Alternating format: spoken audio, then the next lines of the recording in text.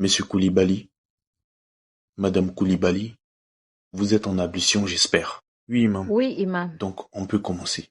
Bon, imam, nous rencontrons un sérieux problème dans notre couple. Je suis ingénieur en bâtiment et ma femme est chef des services dans un grand hôpital. Conclusion, nous sortons tous les deux le matin et revenons le soir épuisés. Dieu merci que nous n'avons pas encore d'enfants pour le moment.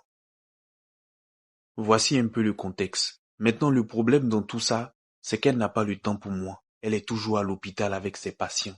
Le plus souvent, quand j'ai besoin d'elle, elle est toujours épuisée. Et lorsqu'elle accepte finalement ce n'est pas avec passion. Voilà pourquoi je lui ai dit que j'aimerais prendre une seconde épouse qui jouera le rôle de femme au foyer. Mais elle refuse. Donc je lui ai dit soit je prends une seconde épouse, soit je divorce.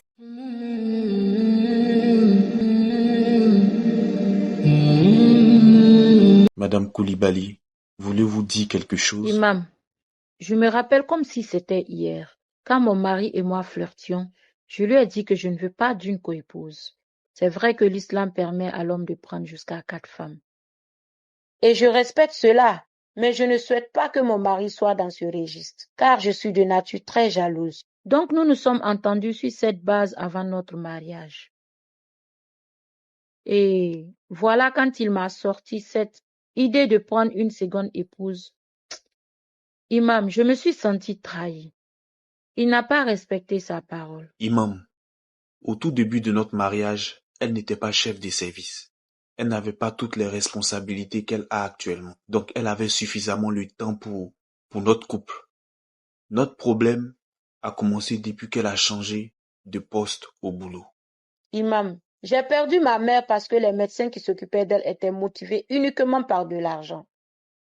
Dès lors, je voulais devenir à tout prix médecin pour éviter à certaines personnes de ressentir cette douleur immense que j'ai connue.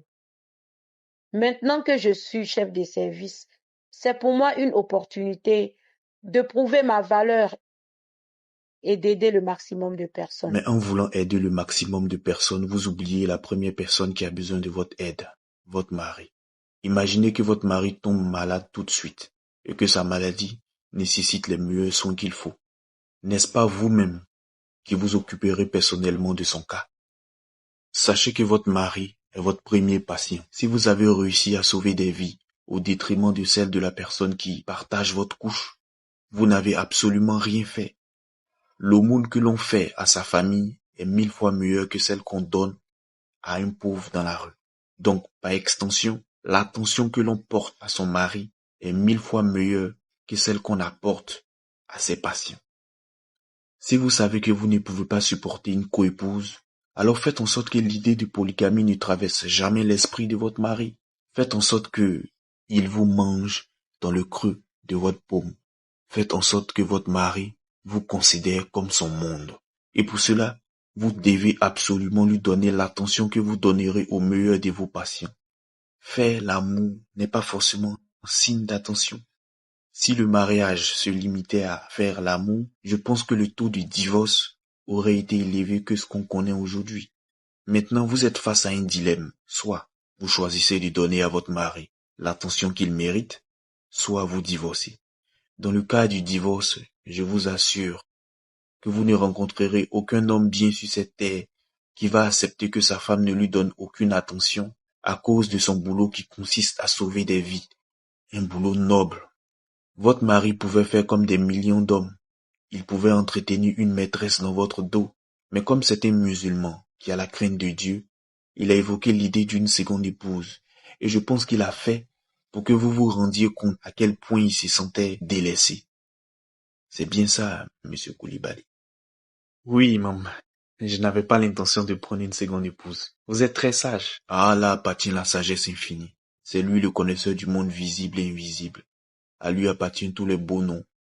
Rien ne lui échappe dans les cieux ou sur la terre, fût-il le poids d'une molécule, ou même plus petit que ça. Madame Koulibaly, vous décidez quoi entre ces 3 options? Option 1. Vous prenez soin de votre mari comme il se doit. Option 2. Imam, option 1. Mais laissez-moi Non, terminer. imam. Option 1. Je vais m'occuper de lui. D'accord. Donc, je vais vous demander de prendre le Coran et de répéter des paroles après moi. Ça vous va? Oui. D'accord. Prenez le Coran et répétez ces paroles avec moi.